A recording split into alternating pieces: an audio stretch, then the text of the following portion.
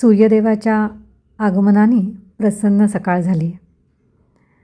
आजचा माझा दिवस होता तो वरची टेरेस किंवा गच्ची साफ करण्याचा.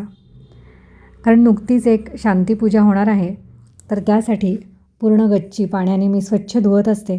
कारण कोणत्याही प्रकारची अशुद्धी किंवा निगेटिव्हिटी तिथे राहू नये ही माझी इच्छा असते.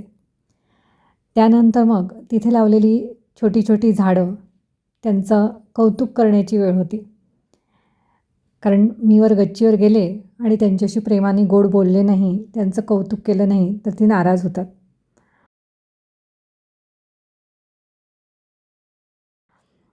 तर बघा किती छान छान फुलं आली आहेत, किती कोवळी कोवळी पानं, त्यांचे थेंब, त्यांचे लाड कौतुक तर करायलाच पाहिजे.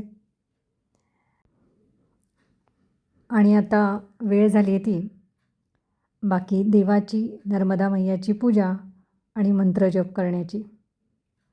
तर चला आता पुढच्या कामाला लागते. नर्मदे हर.